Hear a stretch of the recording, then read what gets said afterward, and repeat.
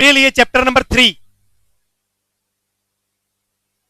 किसी के लिए हो सकता है चैप्टर नंबर 1 हो बेटा। Income from salary.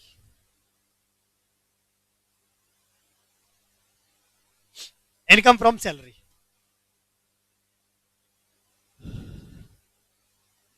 अब आप ब्रैकेट में लिख सकते हैं बेटा Mahabharat. Tentative time to complete, तारीख हो गई 11/11। बस आप इसको 11 में ही पूरा कर ले, बहुत है। टिल 11 यानी टिल नवंबर।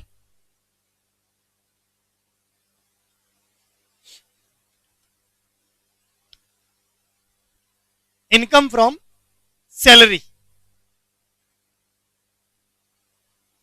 फीचर तो हो ही गई सर। चैप्टर क्या है? लार्ज।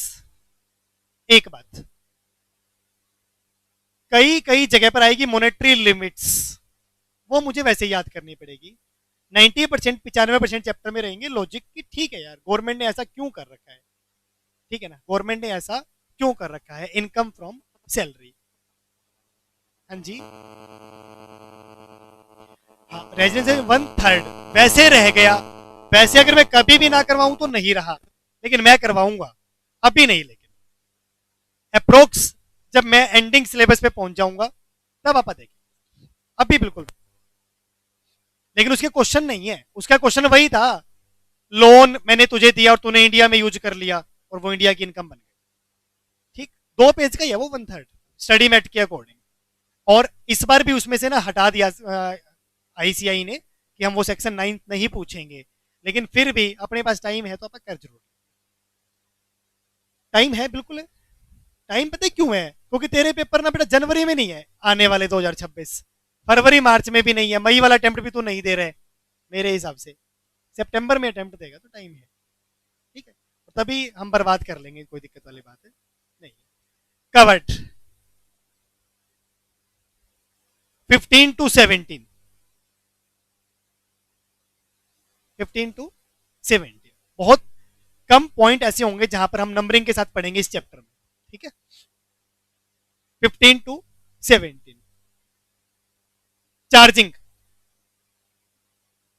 कंडीशन लिखे सर। चैप्टर बहुत बढ़िया है बेटा।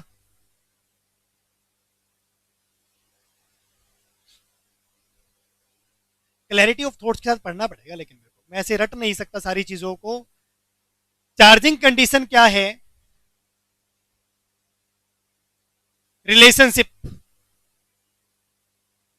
जो तुम सोच रहे हो वो वाली नहीं, of employer and employee.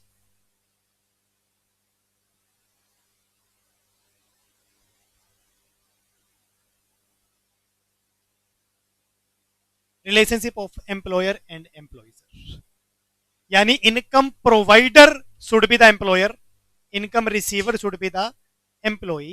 If this condition is satisfied तो जो रेसिपिएंट अमाउंट होगा वो क्या बन जाएगा? सैलरी बन जाएगा। थोड़ा ट्रिकी पॉइंट हो सकता है। लाइक हम लोग पढ़ा रहे हैं, एग्रीमेंट क्या है कि सर साल के आप 15 लाख रुपए लो, जो भी बैचेज हैं 4 घंटे आपने पढ़ाना है, इंटर है, एक्जी है, फाउंडेशन है, वट एवर सब्जेक्ट हम आपसे पढ़वाएं, आप अपने 15 लाख लो और बात खत्म। तो हम भी यही करते हैं, 9 बजे आते हैं, 1 बजे चले जाते हैं, अपने 15 लाख रुपए रिसीव कर लेते हैं। क्या लग रहा है मैं उसको मानूं कि ये मेरी सैलरी है? लग रहा है सर, लग रहा है जैसे कोई कॉन्ट्रैक्ट है, फिक्स टाइम पीरियड है, एक सामने वाला बंदा ज्यादा सुपीरियर अथॉरिटी है, ठीक है, आपा थोड़े सबॉर्डिनेट टाइप हो गए, या अपने को वो मैसेज कंप्लाई करना पड़ता है। और एक अपोजिट भी बात ये हुई कि सर हम आएंगे पढ़ाएंगे, इंटर में जो स्टूडेंट है और जो भी फीस आएगी उसका एक परसेंटेज कर लेते हैं, 70% हमारा 30% आपका, या मैंने गलत बोल दिया, 30% हमारा 70% आपका, मान लो जैसा भी एज पर द एग्रीमेंट। अब क्या नजर आ रहा है? ये बैच आया, 3 महीने में हमने टैक्स पढ़ाया, 3 महीने के अपने पैसे लिए और गायब। अब रिटर्न भरने का टाइम आया तो मैं क्या बोलूं, मैंने जो यहाँ तुम्हारे वाले पैसे 6 लाख रुपए लिए, वो मेरी सैलरी थी या वो मेरी प्रोफेशनल फीस थी? प्रोफेशनल फीस थी। तो ठीक है, यानी जितना आसान मुझे लगे उतना आसान नहीं है कि एम्प्लॉयर है सामने वाला या सामने वाला एम्प्लॉयर नहीं है। लेकिन जहां पर भी एम्प्लॉयर की बात आती है ना, तो जैसे लगता है कि एक फिक्स्ड कॉन्ट्रैक्ट है, एक फिक्स टाइमिंग मेरी जा रही है, वहां से मुझे एक फिक्स्ड सैलरी मिल रही है, सैलरी इंक्लूड्स इंसेंटिव आल्सो, वो एक अलग बात है। लेकिन टू बिगिन विद मैंने क्या लिखा कि एक एम्प्लॉयर एंड एम्प्लॉई का रिलेशनशिप होना चाहिए। Once this relationship is established, अगर एक बार ये फैक्ट स्टेब्लिश हो जाए कि सामने वाला एम्प्लॉयर है, than anything received, than anything received, cash plus kind, then anything received either in cash or in kind will be salary।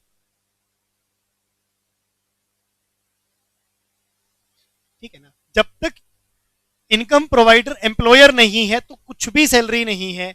एक बार इनकम प्रोवाइडर अगर एम्प्लॉयर बन गया तो फिर वहां से जो भी मिलेगा, सर अभी दिवाली थी, दिवाली पे एक बोतल गिफ्ट मिल गई, वो सैलरी है, वो क्या है, सैलरी। ठीक है ना, बोनस कमीशन मिल गया, सैलरी है। ठीक है, हेल्थ खराब हुई, ट्रीटमेंट करवा दिया, सैलरी है। घूमने जाने का मन हुआ, एकेडमी ने 4 दिन का घूमने का प्रोग्राम मैनेज करवा दिया अपनी कॉस्ट पे, salary. Then each and everything is a salary. तो यानी जो भी अब मुझे मिलेगा, कोई फैसिलिटी मिल सकती है सर, कभी आपने सुना होगा रहने के लिए घर मिल गया, कार मिल गई, मोबाइल मिल गया, ठीक है ना, तो each and everything is salary. अब इस चैप्टर को मुश्किल क्यों माना जाता है, अगला तो क्वेश्चन में बोल देगा कि भाई इस एम्प्लॉई को इतनी सैलरी मिलती है, प्लस घर मिलता है, प्लस कार ड्राइवर मिला हुआ है, मोबाइल भी देते हैं, हम रिचार्ज भी करवाते हैं, घूमने भी भेजते हैं, इनके बच्चों को भी पढ़ाते हैं। तो हमें क्या करना होगा, हमें उन सब में से ढूंढना होगा कि कौन कौन सी फैसिलिटी टैक्सेबल है, प्लस उसका अमाउंट क्या है, प्लस उसका अमाउंट क्या है।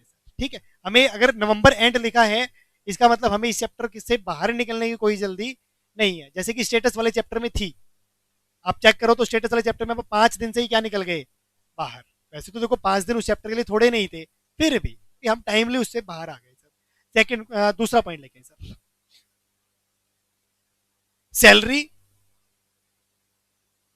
रिसीव्ड, सैलरी मतलब देखेंगे अभी what is the meaning of salary. Salary received from partnership firm, salary received from partnership firm to partners is taxable as PGBP income।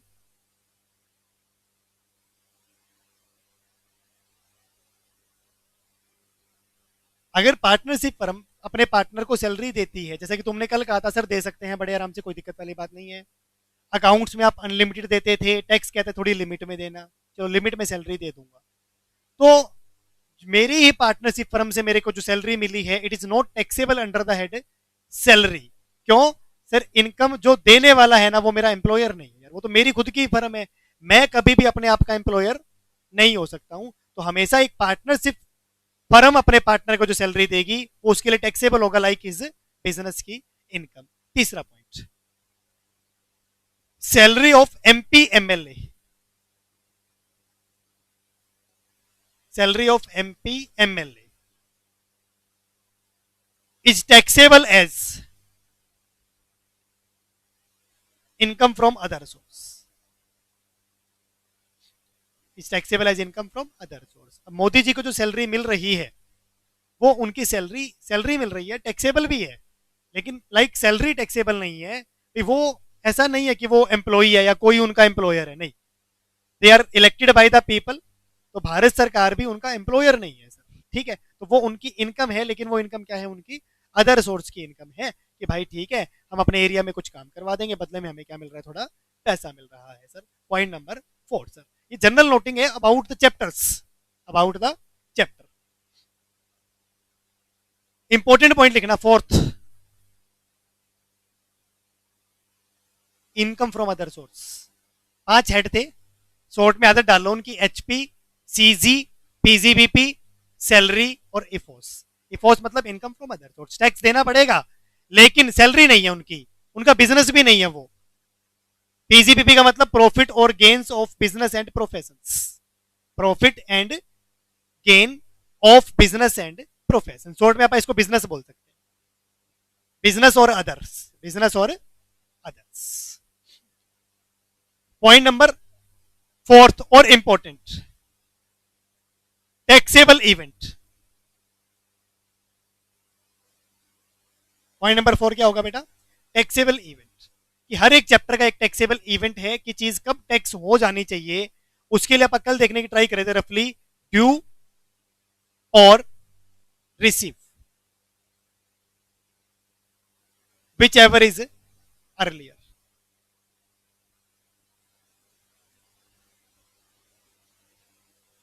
जो भी काम पहले हो जाए, जो भी काम पहले हो जाए means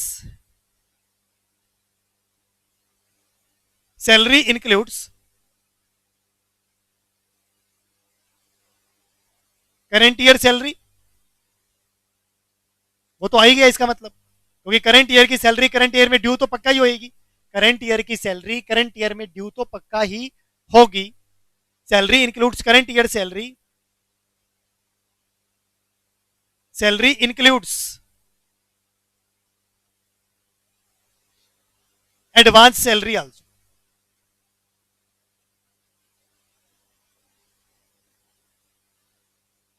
salary includes advance salary also. मैंने कल एक एग्जांपल लिया था कि मेरी सैलरी साल में ड्यू हुई 12 लाख, लेकिन I have received 15 lakh this year, तो फिर मुझे टैक्स देना पड़ेगा बेटा 15 लाख पे। क्यों 15 लाख पे? 12 लाख ड्यू हुआ, रिसीव भी हुआ, 3 लाख ड्यू तो नहीं हुआ, अगले साल का ही मिल गया सर, लेकिन रिसीव्ड तो हो गया। तो टैक्सेबल सैलरी रिसीव्ड बेसिस पे भी हो सकती है और ड्यू बेसिस पे भी हो सकती है, जो भी काम क्या हो जाए पहले। कोई काम ना ड्यू हुआ ना कोई काम रिसीव हुआ तो फिर टैक्सेबल नहीं होगा। और लास्ट इसके अंदर लिखना, salary includes, salary includes arrear of salary also, salary includes arrear of salary also, यानी करंट ईयर की सैलरी भी आ जाएगी सैलरी में, एडवांस सैलरी भी आ जाएगी ऑन रिसीव्ड बेसिस, और एरियर ऑफ सैलरी। जिन बालकों ने हाउस प्रॉपर्टी पढ़ा था, जिन बालकों ने क्या पढ़ा था? हाउस प्रॉपर्टी पढ़ा था, वो शायद मतलब जानते हैं एरियर ऑफ रेंट का मतलब क्या था। जो ड्यू ही नहीं हुआ लेकिन फिर भी मिल गया। मैं 10 सालों से पढ़ा रहा हूं, आज एकेडमी वाले कहते हैं सर ये आप 10 लाख रुपए एक्स्ट्रा रखो। मैंने कहा जी किस बात के? बोला पिछले 10 सालों से हम आपको ना 1-1 लाख रुपए क्या दे रहे थे? कम दे रहे थे, अंडर पे कर रहे थे। आज आप उन सालों के 10 लाख और ले लो sir, that is called arrear of salary. तो ये 10 लाख वो है sir which have never been due in past, which have never been due in past, जो कभी पास्ट में ड्यू ही नहीं हुई। अब ड्यू नहीं हुई तो रिसीव भी नहीं हुई, आज ही तो क्या हो रही है मुझे? वो रिसीव हो रही है। तो सैलरी इंक्लूड्स आज वाली सैलरी भी, कल वाली सैलरी अगर एडवांस मिल गई तो वो भी, और arrear of salary. Outstanding salary नहीं है ये, आउटस्टैंडिंग सैलरी का मतलब अलग होता है सर। आज वाले 12 लाख मेरे को कल मिलेंगे तो आज ही टैक्सेबल हो गया तो कल नहीं होगा फिर वो। तो एडवांस अलग चीज है, एरियर अलग चीज है, आउटस्टैंडिंग अलग चीज है। हमारे काम का क्या है? करंट ईयर सैलरी कौन से बेसिस पे? ड्यू बेसिस पे। एडवांस सैलरी कौन से बेसिस पे? रिसीव्ड बेसिस पे। Arrear of salary sir, arrear of salary generally received हो जाती है इकट्ठा, गवर्नमेंट ड्यू नहीं करती है। एक तो आप मेरी सैलरी टाइम पे नहीं दे रहे हो और ऊपर से भी क्या कर रहे हो? ड्यू। तो इस पर भी लिखे रिसीव्ड।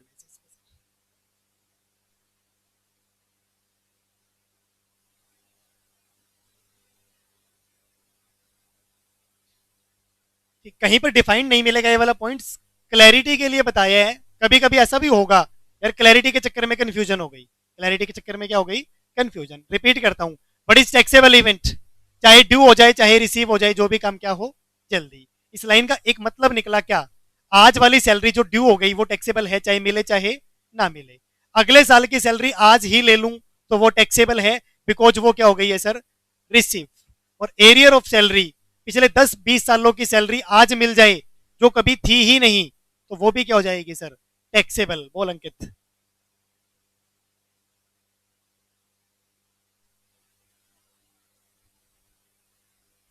हाँ, कॉल्स इन एरियर लिखते थे। हाँ वो जनरली एरियर का मतलब होता है बकाया। अब बात वही है ना, चैप्टर उसका भी मतलब यही था, कोल सीन एरियर जो कोल आनी बाकी है, वो कोल सीन एरियर था बेसिकली आउटस्टैंडिंग। वो चीज क्या थी आपकी, आउटस्टैंडिंग। वो ड्यू तो हो गई थी उसी टाइम, मैंने थर्ड एंट्री की भाई अलॉटमेंट टू कैपिटल, वो ड्यू हो गया उसी टाइम, नहीं मिला तो उसका मैंने आउटस्टैंडिंग नाम रख दिया। जनरल एंट्री में मैंने उसका नाम प्रॉपर आउटस्टैंडिंग ही रखा था, आउटस्टैंडिंग सैलरी सेम था। आउटस्टैंडिंग सैलरी या कोलसिन arrear was very very same. आपको पता था किससे लेना है, क्या अमाउंट लेना है। लेकिन ये चीजें कभी ड्यू नहीं होती क्योंकि मुझे नहीं पता मुझे मिलेगा कि नहीं मिलेगा। आज सर ने कहा आपकी सैलरी 15 लाख रुपए है, तो मेरे नाम की तो वो 15 ही है, तो उन्होंने मन में सोच रखा है यार इसको 20 दे देंगे, तो वो अलग बात है। लेकिन वो मेरे नाम की कितनी है, 15। अगर मुझे आज 15 मिलेंगे तो सरकार भी मेरे से कितने पे टैक्स लेगी, 15 पे। वो 5 कभी मिल जाए 10 साल बाद, तो गवर्नमेंट कहती है कि भाई उस 5 पे क्या दे दे, टैक्स। जब मेरे को एक दिक्कत तो होती है उस केसेस में, दिक्कत क्या होती है, मान लो पिछले 10 सालों के 1-1 लाख रुपए मुझे आज मिल जाए, इससे मुझे क्या नुकसान है बताओ।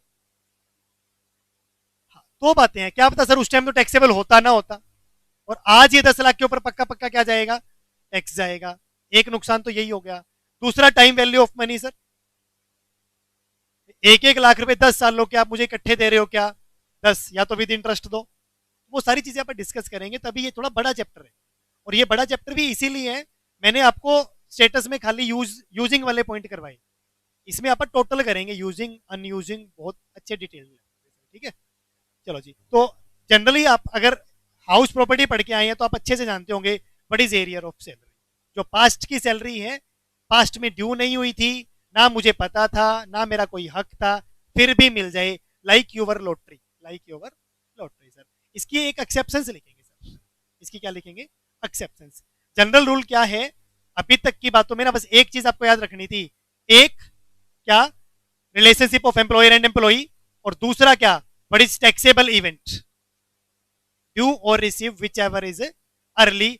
एक एक्सेप्शन है इसकी सर, क्या है इसकी एक एक्सेप्शन, वो है बोनस, वो है bonus. Bonus is taxable on received basis, bonus is taxable on received basis. इस बात का मतलब समझेगा sir.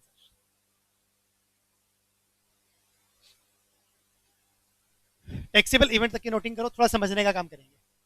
What is taxable event, due or receive whichever is early, except bonus, bonus is taxable on received basis।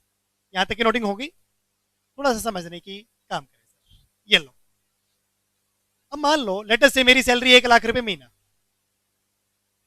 Into साल के 12 महीने हो गए, कितनी हो गई भाई, 12 लाख। आज तक 1 रुपया भी नहीं मिला, आज तक 1 रुपया भी नहीं मिला, नोट रिसीव्ड, मैंने नहीं लिया। ठीक, अपोजिट, दिवाली पे सर ने कहा यार पिछले 2-3 अटेम्प्ट से ना बहुत बढ़िया बढ़िया रिजल्ट आ रहा है, तो इस बार आपका दिवाली बोनस कितने रुपए है, 6 लाख। ठीक, ये भी आज तक नहीं मिला, ये भी आज तक नहीं मिला। सेशन खत्म हो गया, सेशन खत्म हो गया, but should be my taxable salary. सरकार कहती है 18 लाख, सरकार कहती है कितने लाख, 18 लाख। मैंने कहा जी देखो ये ड्यू हो गया, ड्यू हो गया ऑब्वियस सी बात है, 12 लाख रिसीव नहीं हुआ, चलो हर मंथ मिल जाते हैं, 1 लाख की सैलरी हर मंथ मिल जाती है, मैं ऐसे ले रहा हूं, तो 12 लाख रिसीव्ड। अब दिवाली पे सर ने प्रॉमिस किया कि सर 6 लाख का बोनस दे देंगे 2-4 दिनों में। ठीक, मैं 2-4 दिनों बाद पहुंच गया। अब 2-4 दिन कहाँ से निकले एक बंदे के यार, जिसको प्रॉमिस करके आपने भेजा होगी 6 लाख का बोनस मिलेंगे। ठीक, अपने दिवाली बोनस के चक्कर में ही मनी है। 4 दिन बाद पहुंच गया ऑफिस, सुबह सुबह का टाइम था, मूड ठीक ठाक लग रहा था, मैंने कहा लगता है मैम ने खाना बना लिया घर पे, सर ने नहीं बनाया, तो मैं पहुंच गया। बोले कपिल सर 5-7 दिन रुक जाओ यार दे देंगे। ऐसे करते करते पूरा सेशन चला गया। ठीक है ना, अब एक दिन मेरी टाइमिंग गलत हो गई टोकने की, सर कहीं ना कहीं से लड़के आए थे, ऊपर से मैंने टोक दिया सर 6 लाख का बोनस, खूब सुनाया खूब भाई, बता नहीं सकता। और नहीं देता जो करना हो कर ले, नहीं देता जो करना हो कर ले। तो समझो सर ने मुझे प्रॉमिस कर दिया, just because of this promise मैं टैक्स नहीं दे दूंगा भाई 6 लाख के ऊपर।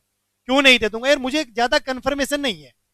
ठीक है, तो बोनस का एक्चुअली कोई ड्यू नहीं होता, जब दे दोगे बोनस तभी क्या होता है भाई, बोनस होता है। तो गवर्नमेंट ने इस बात को समझा कि मान लो 6 लाख का बोनस ड्यू बेसिस पे मैं टैक्स दे दूं, मुझे मिला नहीं है, और मैं उस 6 लाख के ऊपर 1 लाख 80,000 रुपए का टैक्स अगर मुझे देना पड़ जाए तो बोनस के मायने थोड़े से बदल जाएंगे। तो गवर्नमेंट ने यहाँ पर क्या बोला, ये 12 लाख आपके, आप लो या ना लो, सर ने मना कर दिया, नहीं देता सैलरी, इसमें मेरी गलती है। फिर इसमें किसकी गलती है? मेरी गलती है। सरकार कहता है भाई हम टैक्स लेंगे, तू तेरी सैलरी ले चाहे ना ले। तो छोटा सा पॉइंट था क्या कि जनरल सारी चीजें ड्यू और receive whichever is early basis पे क्या होंगी? टैक्सेबल, लेकिन bonus will be taxable on received basis. एक छोटा सा एग्जांपल, नोट मत करना, जस्ट समझो सर। कल मैंने आपको एक एग्जांपल करवाने की ट्राई की थी थोड़ा जल्दबाजी में, इसी बात को समझने के लिए। मेरी 2 साल की सैलरी है 12 लाख और 12 लाख, 12 लाख और 12 लाख, लेकिन रिसीव्ड कैसे होती है? 24 लाख और 0। टैक्सेबल होना चाहिए ईयर 1 ईयर 2, ईयर 1 और ईयर 2। मेरी 2 साल की सैलरी है 12 + 12, पहले साल 24 ले लिया, अगले साल कुछ भी नहीं मिला, पहले साल टैक्सेबल होनी चाहिए कितनी? 24। ड्यू और receive whichever is early. 12 due भी हुआ रिसीव भी हुआ, वो तो टैक्सेबल होगा ही होगा, लेकिन अगले 12 केवल ड्यू नहीं हुए, रिसीव्ड हुए, तो आंसर विल बी कितना? 24। अगले साल ड्यू हुआ 12, ड्यू हुआ कितना? 12, रिसीव्ड हुआ कितना? 0। तो मैं विच एवर इज हाई नहीं बोल सकता भाई कि 12 पे टैक्स दो। अभी भी 12 पे टैक्स दिया तो फिर तो ना इंसाफी हो जाएगी यार। कमाया 24, मिला 24, टैक्स दिया कितने पे? 36 पे। तो logically it should be like 0, logically it should be like 0। इसका मतलब मैंने क्या किया, मैंने यहाँ एक लिस्ट बना ली, आउटस्टैंडिंग और प्रीपेड। एक लिस्ट बना ली क्या? आउटस्टैंडिंग और प्रीपेड। पहले साल के बाद आउटस्टैंडिंग था या प्रीपेड था? प्रीपेड था। मुझे एडवांस मिल लिया तो मैंने क्या बोला? प्रीपेड। तो नेक्स्ट ईयर क्या होगा सर? जो ये ड्यू 12 है ना, मुझे ये 12 12 नहीं नजर आता, मुझे ये 0 नजर आता है सर, क्योंकि उस 12 पे मैं ऑलरेडी टैक्स दे चुका हूं। तो मुझे क्या नजर आता है? 0। अब 0 ही ड्यू हुआ मेरे नाम का, और 0 ही क्या हुआ? रिसीव हुआ। अल्टीमेट आउटकम क्या आ गई सर? 0। अपोजिट, अगर इस एग्जाम्पल में मैं इसको 10 और इसको 13 कर दूं तो, इस एग्जाम्पल में मैं इसको 10 और इसको 13 कर दूं तो क्या हुआ? सर पहले साल ड्यू हुआ 12, रिसीव्ड हुआ कितना? 10, taxable will be 12 on due basis, on due. सरकार थोड़ी सी यहां पर क्लेवर बन गई सर, ड्यू हो गया तो भी टैक्स दे दो, या रिसीव्ड हो गया तो भी टैक्स दे दो। चलो जी, अब नेक्स्ट ईयर ड्यू हुए 12, रिसीव्ड हुए 13, tax taxable will be, taxable will be 12, taxable will be 12। Reason बताने की ट्राई मैं आपको करूं क्यों। 12 और 10 दो, दो क्या रह गए बेटा? आउटस्टैंडिंग। गवर्नमेंट क्या कहेगी? आपको इस साल कितना पैसा मिला है? 13। 13 में से मान लो दो पिछले मिल गए, दो आउटस्टैंडिंग थे आपके, दो क्या मिल गए आपको? पीछे वाले मिल गए। तो ये कितने रह गए आपके? 11। ये कितने रह गए आपके? 11। अब पिछले साल का कोई हिसाब किताब है नहीं, इस साल ड्यू कितना हो गया? 12, 12। इस साल ड्यू कितना हो गया? 12। और इस साल के रिसीव्ड कितने हो गए? 11। तो स्टिल टैक्सेबल विल बी, 2 सालों में मेरी कमाई तो 24 है बेटा, ये मान लो 2 सालों में मेरी कमाई कितनी है? 24। 24 से कम भी मिले होंगे तो टैक्स 24 तो देना ही पड़ेगा। बोलो जी, 12 और 12 समझ आया कि नहीं आया? यानी मैंने क्या किया, मैंने आउटस्टैंडिंग को कहां से माइनस किया? रिसीव्ड में से। और प्रीपेड को मैंने कहां से माइनस किया था? ड्यू में से। नोटबुक और पेन निकालो, मैं 6-7 अमाउंट यहां लिख रहा हूं, आपको बिल्कुल एग्जैक्ट बताना है किस साल कितना टैक्सेबल होगा। 2 एग्जाम्पल 3 एग्जाम्पल के बाद चीजें सेट बैठ जाएंगी। ये मेरे सिलेबस का पार्ट नहीं है, मैंने आपको कल भी बोला था, आज भी बोल रहा हूं। ठीक बात? ये लो जी,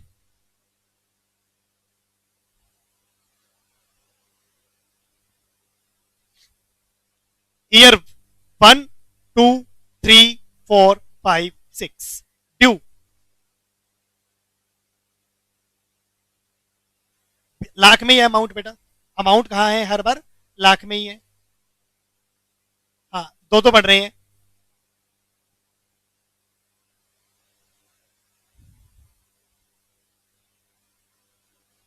रैंडमली पिक्ड अमाउंट है।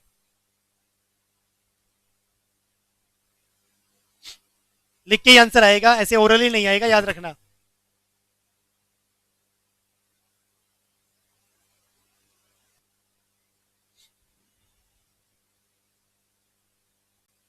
मैं इसके आंसर ड्राफ्ट करने की ट्राई करता हूं, आप मैच करना।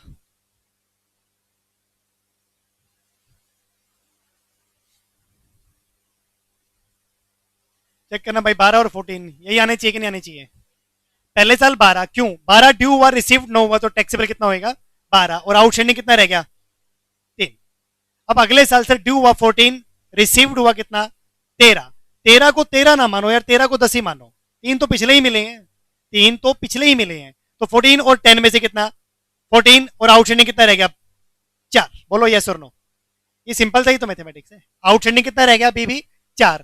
थर्ड ईयर ड्यू हुआ 16, रिसीव्ड हुआ 17, 17 में से 4 तो पिछले ही मिले हैं भाई, तो कितना रह गया 13। 16 और 13 में से 16, आउटस्टैंडिंग रह गया कितना 3, आउटस्टैंडिंग रह गया कितना 3।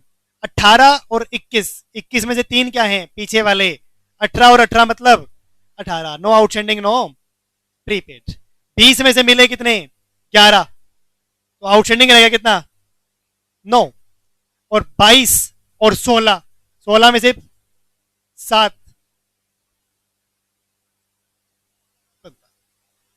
This is the answer. 12, 14, 16, 18, 20 और 22 बाय डिफॉल्ट जो ड्यू हो रहा है वही क्या आ रहा है आंसर। कुछ एक स्टूडेंट के कुछ एक अमाउंट्स गलत होंगे, पक्की बात है।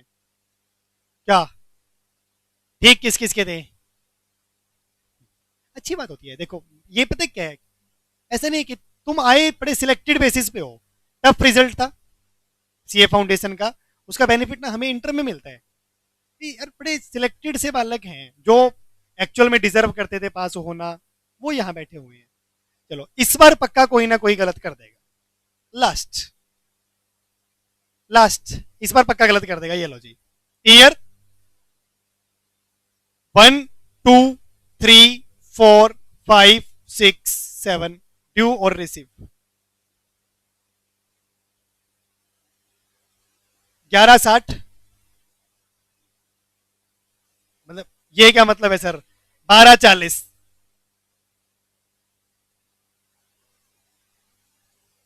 13 लाख 1120।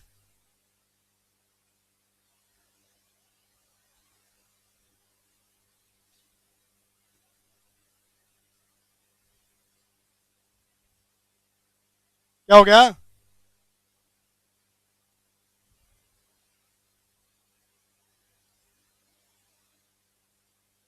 ना मैं तो पूरा बेटा ऐसे अमाउंट ही बना दूंगा, 11 लाख, 12 लाख, 13 लाख।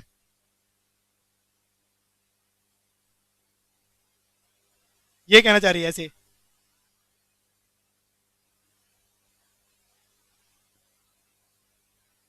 ये एग्जांपल मैं लेता ही ना बेटा, मुझे पता है तो कोमे भी लगाने पड़ेंगे तो।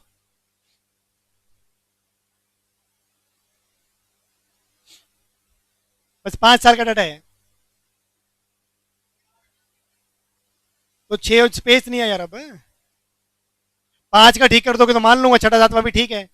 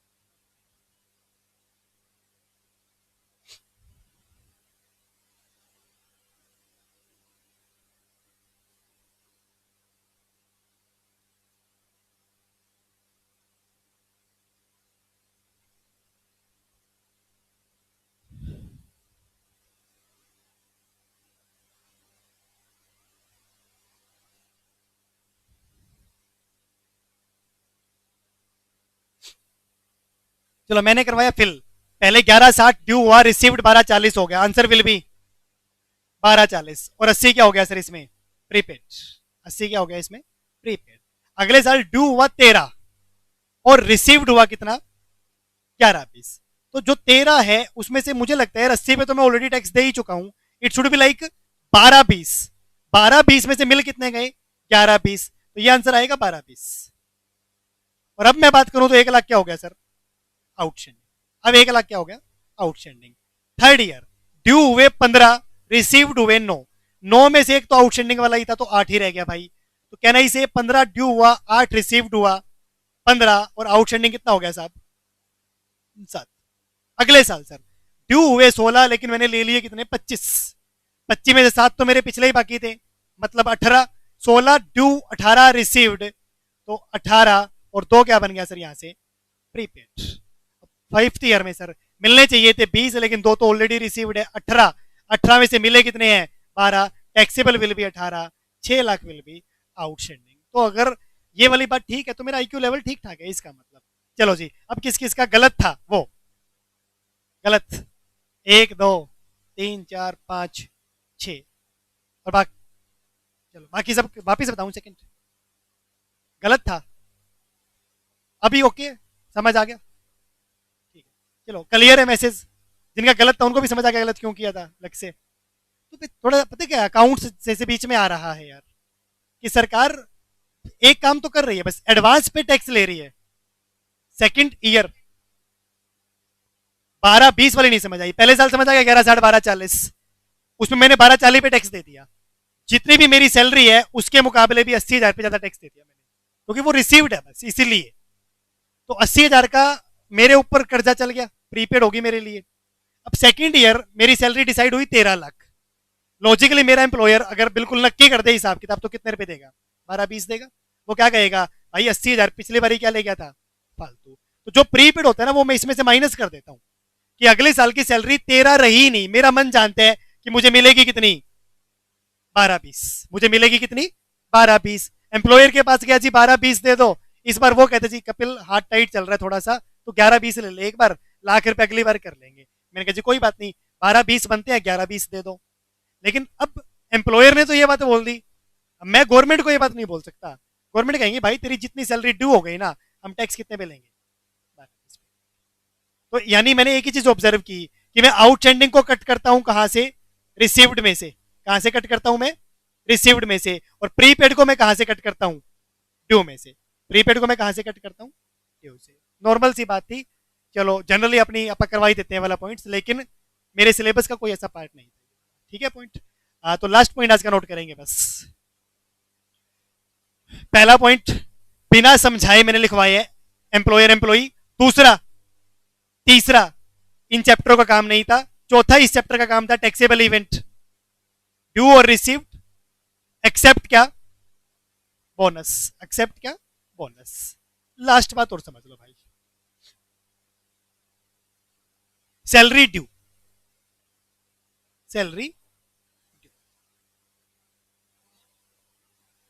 सैलरी ड्यू कब होती होगी आपने बोल तो दिया ड्यू और receive whichever is early. Due का क्या मतलब है। सैलरी ड्यू दो तरीके से होती है सर, एक एट द एंड या last date of same month.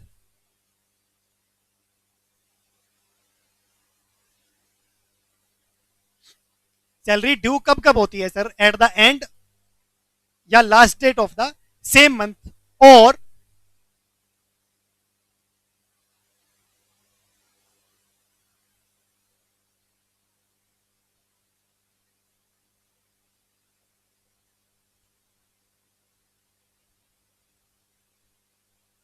Salary due कब कब होती होगी सर, या तो अभी नवंबर चल रहा है, नवंबर की सैलरी 30 नवंबर पे ड्यू हो जाएगी, या फिर नवंबर की सैलरी कब ड्यू होगी बेटा 1 दिसंबर को। बाकी अलग अलग ऑर्गेनाइजेशंस अलग अलग एग्रीमेंट।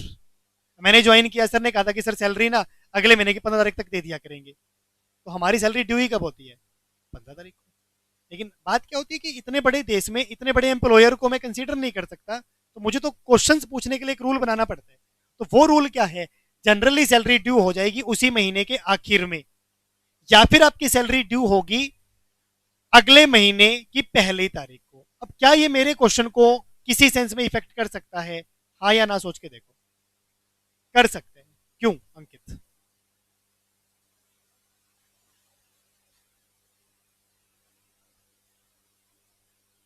अंकित शायद ये कहना चाह रहे हैं कि सर आपका जो सेशन है वो कौन सा है, 1 अप्रैल 2025 से लेकर 31 मार्च 2026। इसके नीचे ऐसे लिखना एरो लगा के, ठीक है। अगर मेरी सैलरी उसी महीने के आखिरी में ड्यू हो जाती है तो अप्रैल वाली कब ड्यू हो जाएगी, अप्रैल में, मई वाली मई में, जून वाली जून में, और लास्ट के मार्च वाली कब ड्यू हो जाएगी बेटा? 31 मार्च। तो मेरा जो सेशन चलेगा ना वो चलेगा अप्रैल 2025 से लेकर मार्च 2026 तक की सैलरी, मार्च 2026 तक की सैलरी।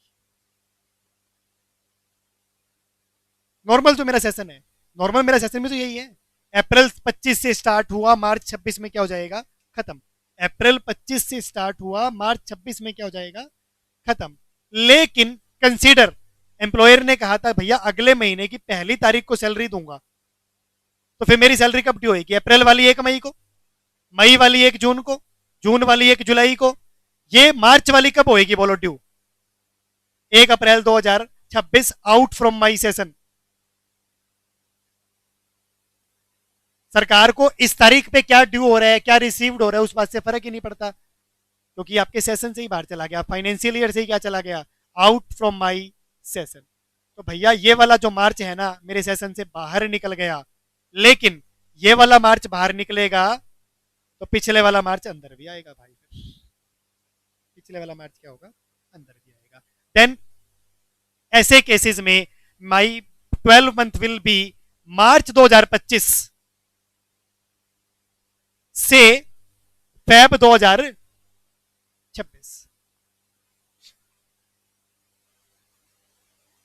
फिर सर इसमें क्या फर्क पड़ गया? अगर मेरी सैलरी मान लो महीने की ₹1,00,000 है, अगर मेरी सैलरी महीने की क्या है? ₹1,00,000 है, तो आंसर तो यहां भी 12 लाख ही आएगा और आंसर तो यहां भी कितना आएगा? 12 लाख आएगा। अंकित अब इस बात में क्या फर्क है? नया बंदा ज्वाइन हो, बीच में कोई इंक्रीमेंट हो गया हो, फिर तो फर्क पड़ता है ना। एक मैं देखूं अप्रैल में मेरी सैलरी क्या थी, अप्रैल से लेके मार्च तक मेरी सैलरी क्या थी। एक मैं चेक करूं मार्च 2025 में मेरी सैलरी क्या थी, फरवरी 2026 तक मेरी सैलरी क्या है। बीच में अगर सैलरी चेंज होती होगी फिर तो फर्क पड़ेगा। अगर मैं कह दूं मेरी सैलरी ₹1,00,000 महीना फिक्स्ड है, फिर क्या ही फर्क पड़ता है? आंसर दोनों ही बंदों का क्या आएगा भाई? 12 और 12 आएगा। इसको आप थोड़े एग्जाम्पल से डिस्कस करेंगे तो जाके समझ आएगा। अभी आज के लिए मैंने क्या किया, जस्ट नोटिंग, नोटिंग के 2 छोटे-छोटे नोट्स लिख दो बस इसके अंदर, फिर खत्म। मैं कल इसके प्रैक्टिकल से ही आपको स्टार्ट कराऊंगा। नोट नंबर 1, नोट नंबर 1 बोलो क्या कह रही है? नोट नंबर 1, गवर्नमेंट एम्प्लॉय की सैलरी,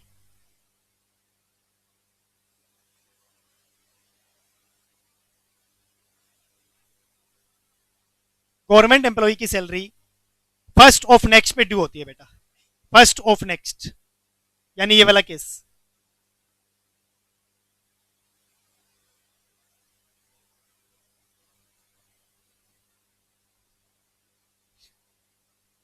गवर्नमेंट एम्प्लॉय की salary first of the next month पे ही ड्यू होती है। अगर कभी क्वेश्चन आ जाए Ram is central government employee और मैं आपको ये ना बताऊं कि भाई सैलरी कब ड्यू होती है, इसलिए नोट लिखा है मैंने, तो हमेशा याद रखना सेंट्रल गवर्नमेंट एम्प्लॉय है, स्टेट गवर्नमेंट एम्प्लॉय है, बाय डिफॉल्ट उनकी सैलरी कब ड्यू होती है?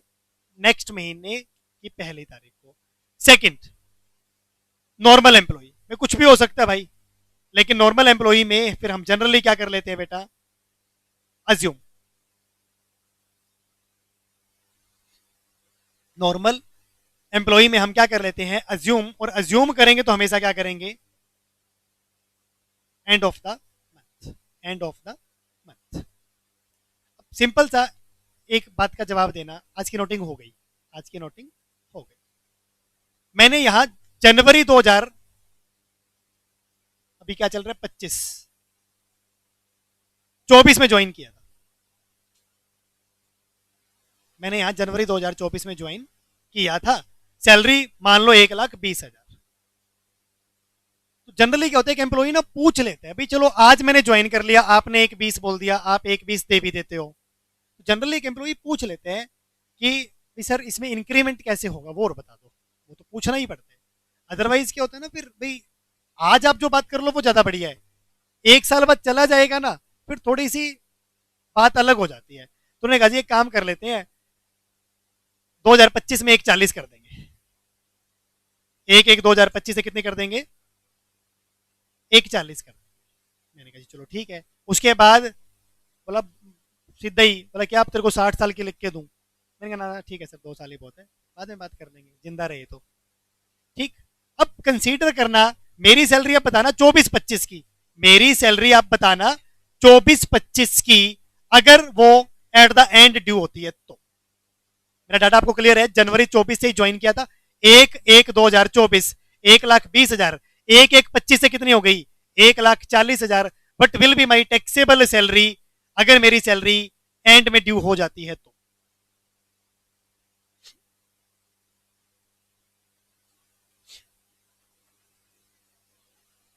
15 लाख।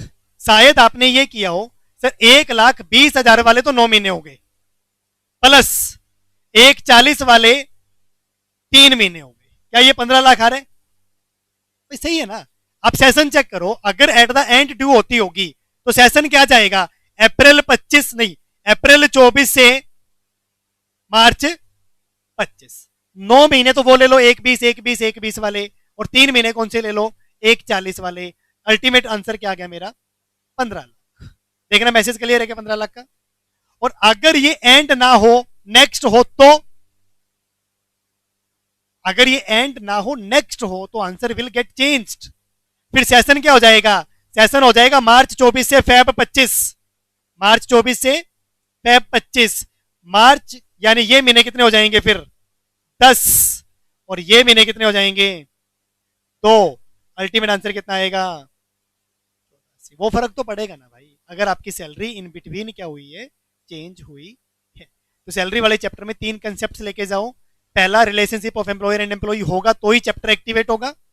दूसरा, सैलरी ड्यू कब होगी, sir it will be due on, taxable कब होगी, ड्यू और received whichever is early except bonus. और तीसरा, सैलरी ड्यू कब होती है, कुछ ना कहा जाए तो उसी महीने के आखिर में, या फिर आप जैसा कहोगे वैसा। और गवर्नमेंट एम्प्लॉय की कब भाई, अगले महीने की पहली तारीख को सर। तो ठीक है, कल से इस चैप्टर को और निखार के पढ़ा करेंगे। आज अपने अच्छे तर्ज पे सैलरी को स्टार्ट किया है। होमवर्क